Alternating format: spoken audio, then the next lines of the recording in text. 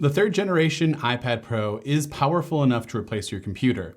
And although it's severely limited by software at times, that statement is true.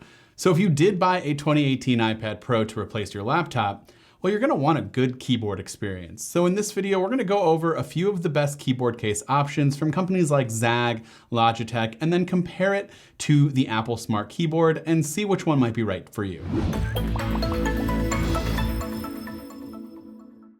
Before we get started, I do want to point out that these are some of the better keyboard case options, but they're on the expensive side. And if a case is not required for you, you could just pick up a cheap Bluetooth keyboard and call it a day. So just something to keep in mind as we go forward. The first case we're going to look at is the Zagg Slimbook Go, and all of these cases that I'm going to show off today are for the 12.9-inch iPad Pro, but they're also available for the 11-inch iPad Pro. So the Zagg keyboard is a very solid but extremely bulky and heavy case. It does offer some pretty good drop protection, as the entire frame and the back of the iPad is protected by this hard plastic case. The case is also technically two pieces. You have the iPad case and the separate keyboard cover.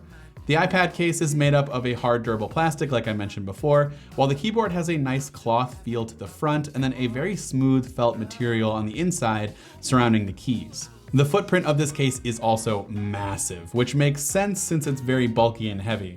I actually really like how big the keyboard portion of the case is, even though there's a lot of extra room at the bottom. It's almost as if they were going to put a trackpad on the case, but then forgot that they're making an iPad case and then just left that area blank. It offers a lot of room for your wrist to rest on the comfy material, but when you use this case on your lap, the oversized keyboard becomes an issue. To be honest, this keyboard case should primarily be used as a desktop-like device. There's just too much screen wobble when you tap on the iPad, and since there isn't a ton of room on your lap for the iPad to actually sit, if you tap too hard, you risk the iPad becoming detached from the keyboard and falling to the ground. Trust me, this has happened to me a few times. Now, if you use this case primarily at your desk like I've been doing, it's a pleasure to work with. The adjustable stand offers a ton of different viewing angles, and the keyboard feels fantastic to type on. There is a ton of key travel and a very satisfying clicky feeling. I really like typing on it, and I also really like the few custom buttons at the top for various iOS functions like returning home, locking your iPad, multitasking, and media playback controls, etc.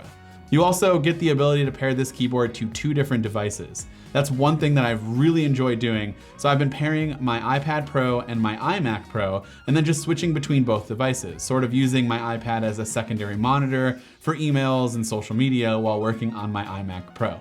The only negative with this workflow is the switch between devices could take a bit of time, and it kind of hampers your productivity if you're really in the zone, so just another thing to kind of keep in mind. As far as battery goes, you can charge the case via USB-C and could expect up to 1 year battery life between charging, assuming you use this keyboard on average of about 1 hour per day.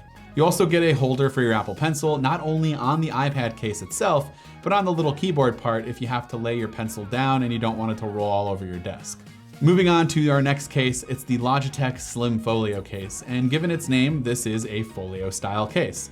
Unlike the Zagg case that we checked out, it is all one piece with no detachable pieces. This keyboard case is a bit more traditional. You do get four-corner protection for your iPad, but at the top and bottom of the frame is primarily exposed, as well as the spot for your Apple Pencil.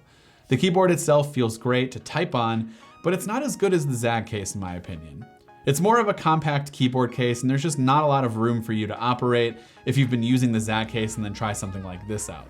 You do get custom iOS buttons, but it cannot pair with multiple devices.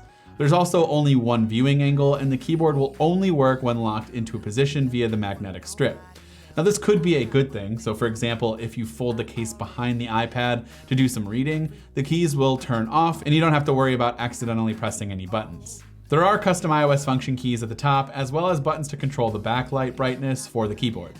This case can also charge via a USB-C cable, and users can expect only about 3 months of battery if you use your case for an average of about 2 hours per day.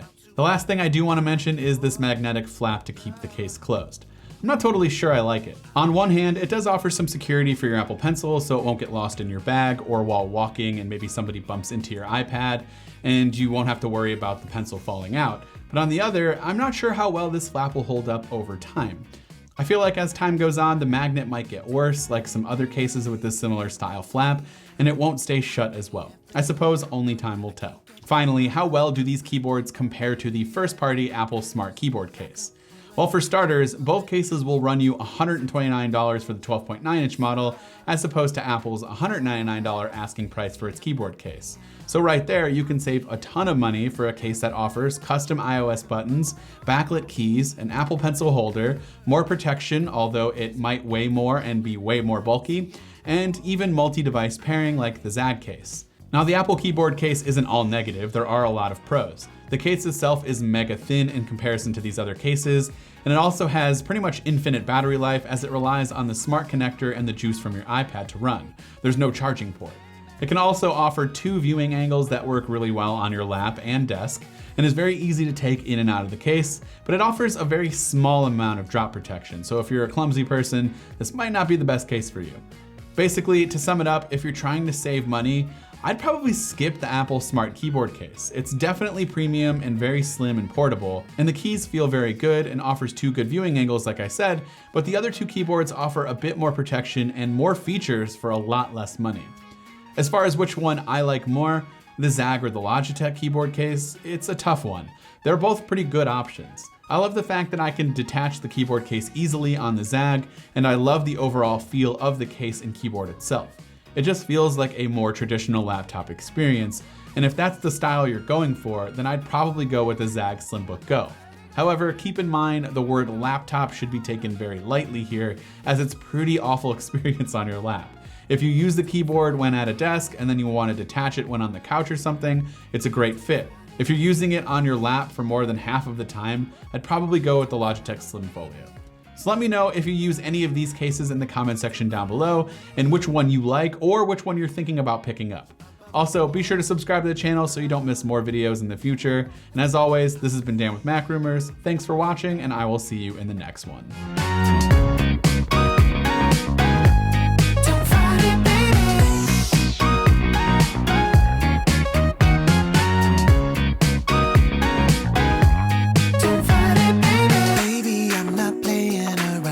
I mean every little word. I can't get you out of my mind.